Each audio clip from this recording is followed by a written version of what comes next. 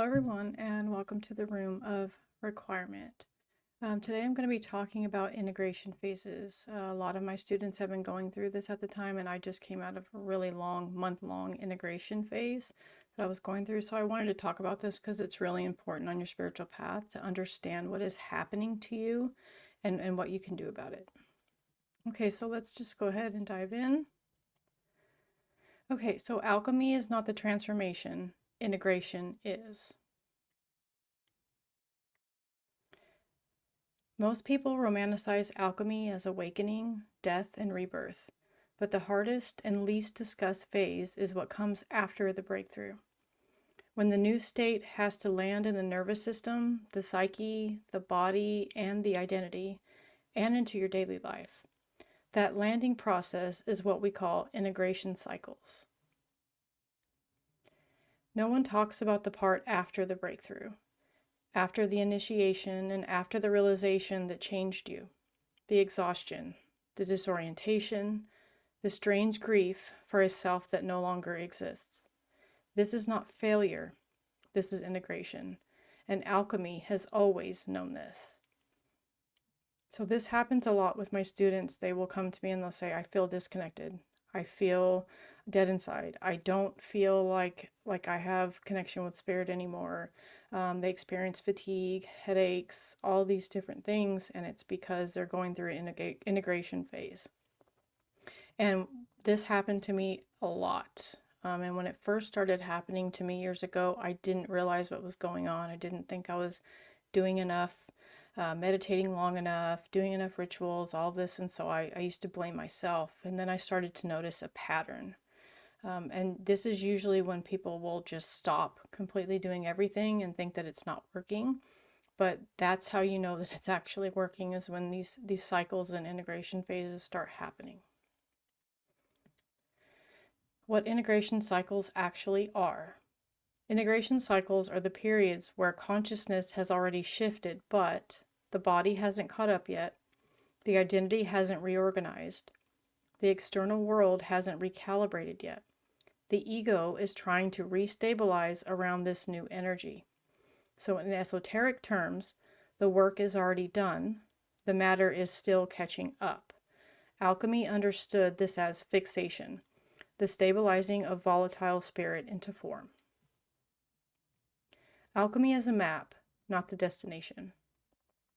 You can use these 7 stages of alchemy as markers, not steps to achieve. The 7 stages briefly framed. There's calcination, ego structures crack, dissolution, emotional and psychic flooding, separation, discernment of what stays and what goes, conjunction, inner reconciliation, fermentation, new life force enters, distillation, refinement through repetition, and coagulation, embodiment and lived reality. Integration cycles live primarily between fermentation and coagulation and repeat every time consciousness expands. So that's actually what's happening. Your consciousness is expanding beyond the point of all recognition. And this is what causes the physical symptoms, the psychic symptoms, the energetic symptoms that are going on within you. The reality of integration cycles and what they feel like. This is where people think that something is wrong. Common integration symptoms, rarely named. Energetic, sudden fatigue after spiritual highs, sensitivity to noise, people, and environments, needing more sleep or solitude. Psychological, loss of motivation for old goals, identity confusion, I don't know who I am anymore, and grief without a clear object, desire to withdraw without depression. The reality of integration cycles and what they feel like. Somatic and nervous system. Your body feels heavy, you have digestive shifts, tension releasing in waves, feeling between timelines.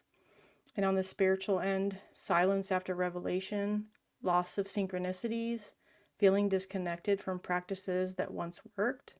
And esoterically, what's happening is the mercury has descended, but the vessel is still sealing itself.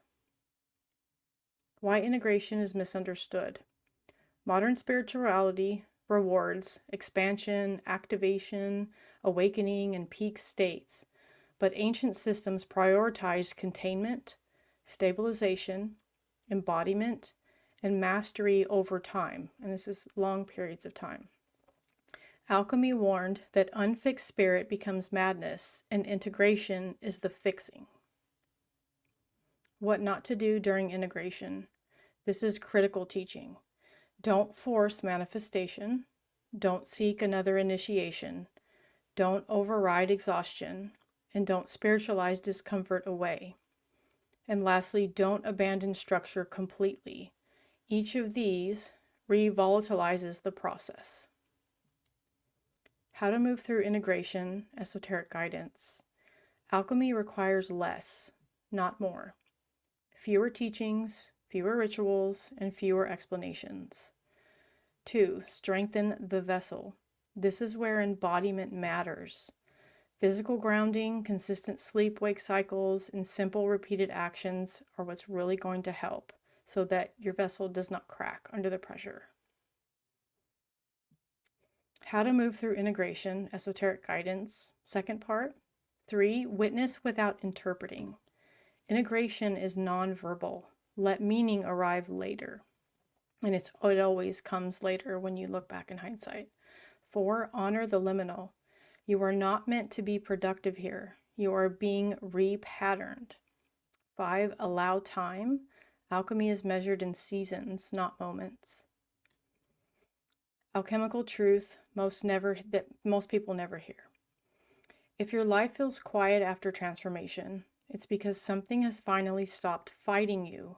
Integration feels uneventful because conflict has ended at that level. Alchemy doesn't ask you to become something new. It asks you to let what has already happened settle. Integration is not stagnation, it is coherence. And when the vessel is ready, the next cycle begins on its own. Okay, you guys, that's all I have for you on this. I hope this is illuminating for you. I hope that it helps you understand what's going on when you're going through these cycles, because usually you feel alone when this happens and you really don't have anybody to ask. So I will see you guys on the next one.